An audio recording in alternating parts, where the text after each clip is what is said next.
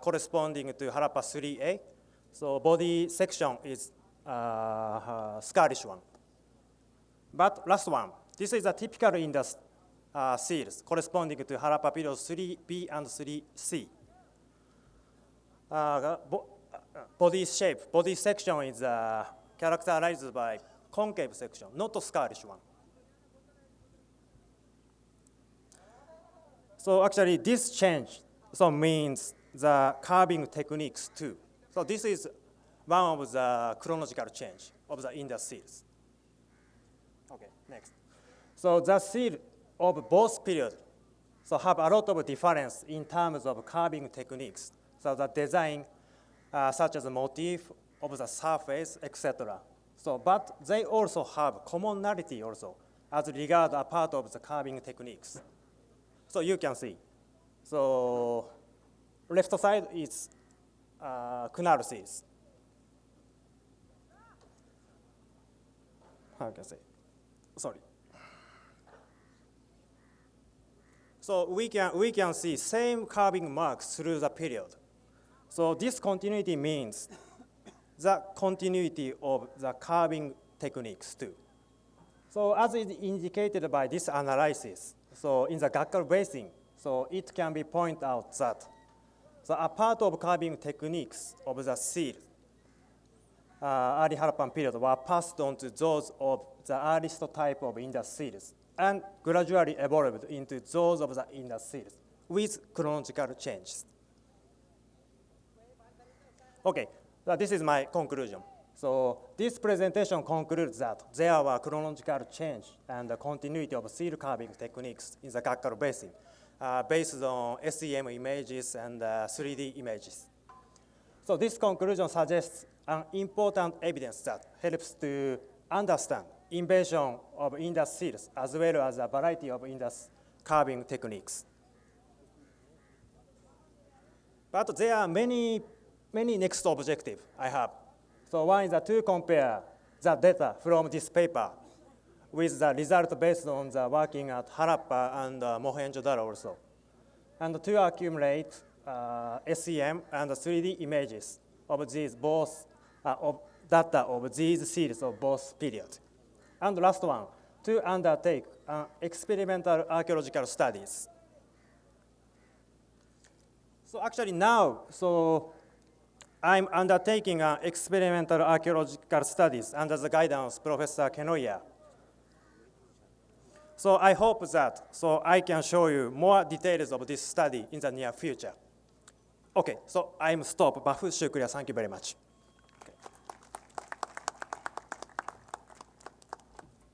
My name is Muhammad Hassan. I am curator of Palm Museum. Just tell me, you also read a paper. Just I will try to short.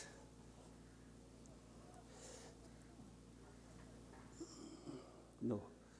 Harappa. Everybody know Harappa is the earliest discovered type site, mother site of Indus civilizations in South Asia, and it is one of the most ancient cities of the world, and was the major urban center of the Indus civilizations that flourished in Pakistan and Western India some 5,500 years ago.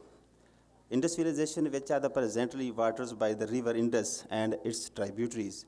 Harappa is located on river Ravi. So more than 400 archaeological sites which belong to Harappa was discovered in Indus civilizations, and the Harappa and Mohenjo-Daro are the major urban center of the Indus civilization.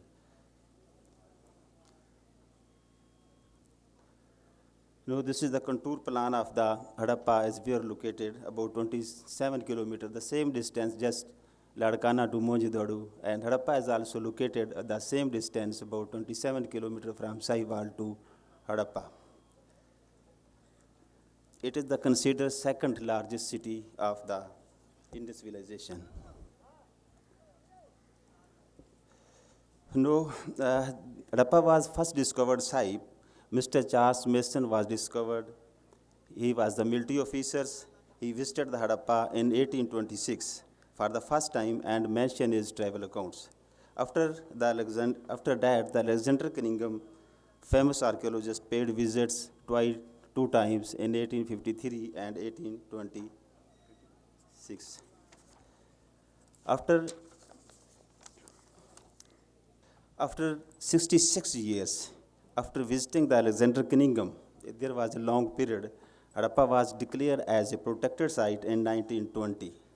Before the site was protected, most of the remains of the mounds and mud brick and burned brick structures was stolen by the local peoples and during the constructions of the railway track.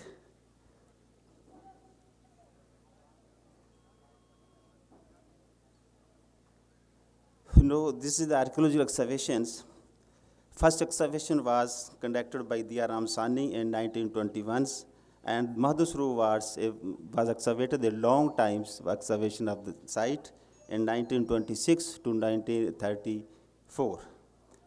And then Morton and Wheelers excavated the site in 1926, and Dr. Rafiq Mughal also excavated the sites in 1966 to 1967, and then 1992.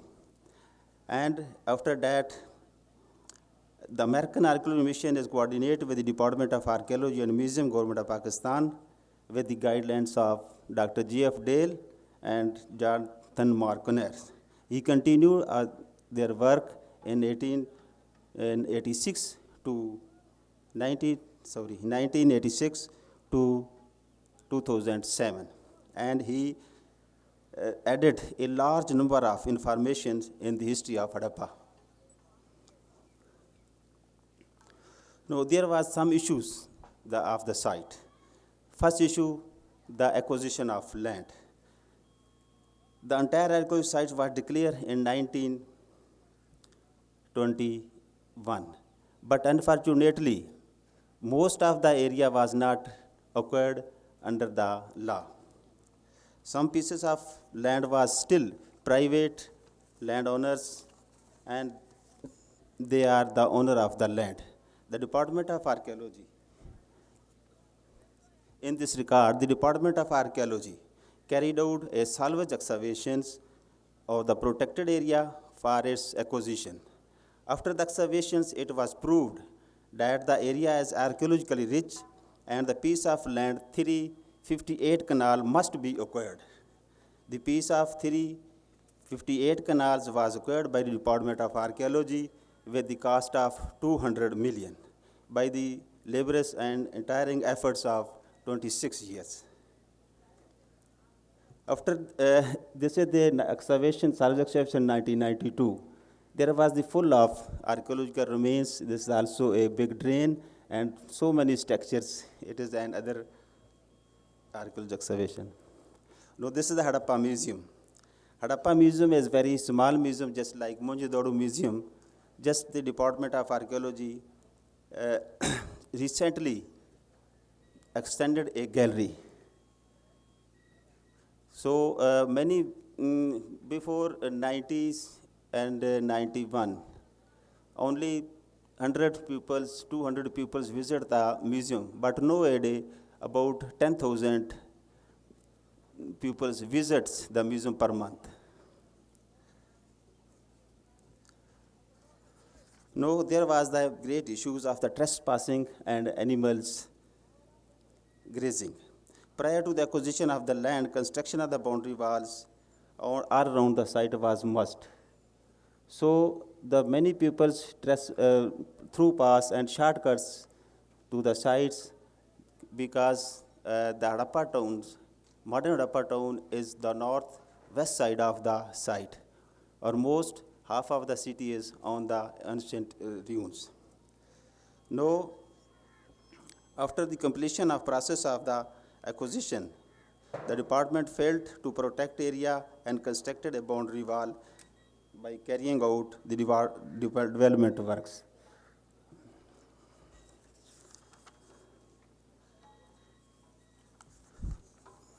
Now, this is some conservation works. Just after the removal, archaeological structures, the exposed structures, atmosphere, the archaeological excavation, the various portion of the sites, the natural process, wear and tears commence the rapidly in the core of the existing structure. To keep their existence intact day to day, the care required but unfortunately it was not possible to present a meager amount was spent the last their protection.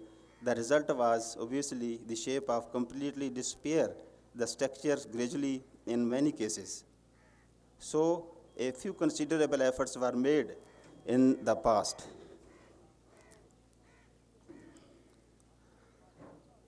This is the same.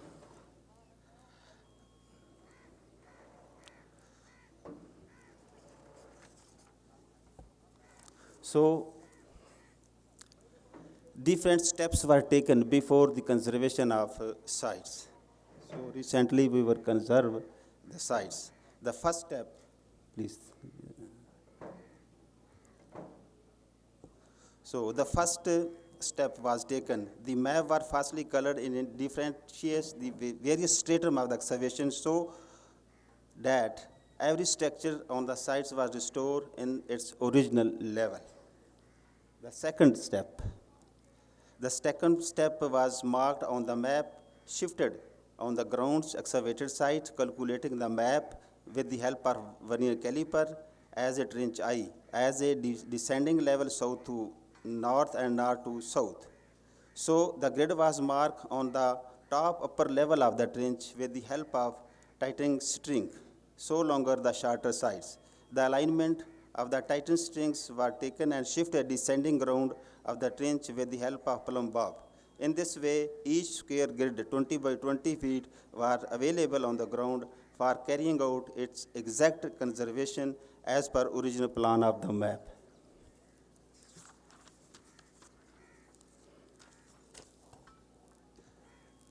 So second step, the archaeological excavation was taken trench I, which was discovered during the excavation. It has 8 stratum up to 20 feet descending depth. So many structure remains had been earth filled with unearthed. When the structure remains were deteriorating gradually, the original earth filled was deteriorating as well. So prior to commencement of conservation work, the restoration of these earth based with the structure was executed as the third step with the help of mud mortar in the shape of mud pushta, which was latterly plastered with mud mortar. To maintain required height of the base, structure remains gradually taken the map from the excavation. Now the base is ready for restoration of the conservation work.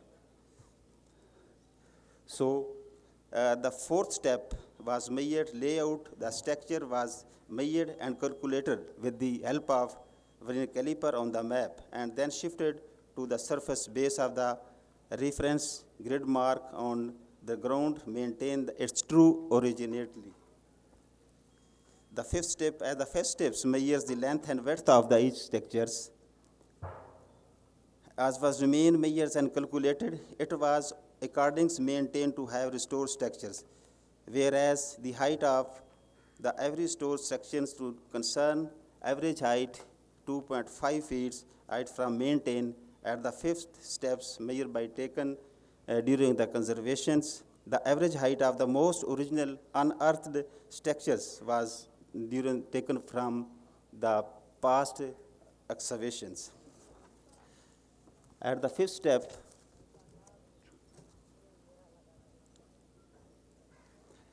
it is very interesting to mention here that the slow molded burnt bricks used in the original structure. So far, such process of the slow molded bricks was not being practiced nowadays throughout the Pakistan. Hence, the special size burnt bricks molded with common and sand molded methods was used in the traditionally work. It is worth mentioning here that the uniform size bricks were not used in the original work. After the measurement of the bricks, various structure remains has been taken. It's revealed that the more than 10 sizes of the bricks were used in the original work. The reason of our rearing that the most structures were almost metal was slope. In the water was used the casting slope instead of the sand. It is used the method for sand molding. So it is the purpose. The restoration of the average burnt bricks was taken 11 by 5.5 by 2.5, taking average length, breadth, and height of the various original work. As the mud mortar was used in the original masonry of the sites. In the same mortar was used in the restorations and conservation work. However, to avoid the wear and tears to restoration portions of the work as well as the keeping in view the possible human supervised activities, the protective layers for mud mortar 1 inch thick was applied on the top of the surface of the structures to pointed laid as the every and each remains. During the process of all conservation restoration, the practice of the excavations before conservations was taken. So the patches of the conservation was documented first and then the work was started for conservation. So conservation after work and completion and during. During the excavation was by Madhusru wards and then before conservation the position of that and after that conservation the same one. No, this is another site, conservation and before conservation of the work. So the other works on the mosque, it is constructed on the top of the archaeological site. Conservation Kadapa Gateway. This is also Dr. Jonathan Marconers excavated the site in 1996 and also a replica of the gateway has been constructed on the top. This is the conservation work of the fortification wall excavated by S.M. Wheelers in 1946.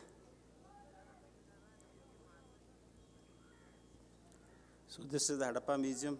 Hadappa Museum, a gallery was extended. This is the old picture of the Hadappa Museum.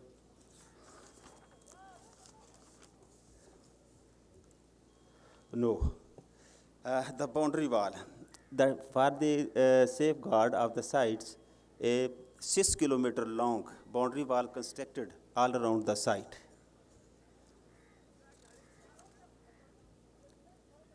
Is there another view of the boundary wall?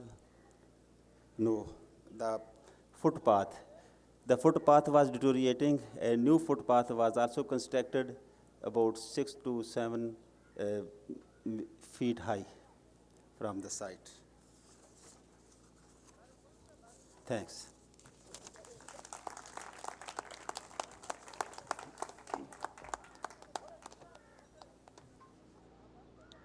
Thank you very much.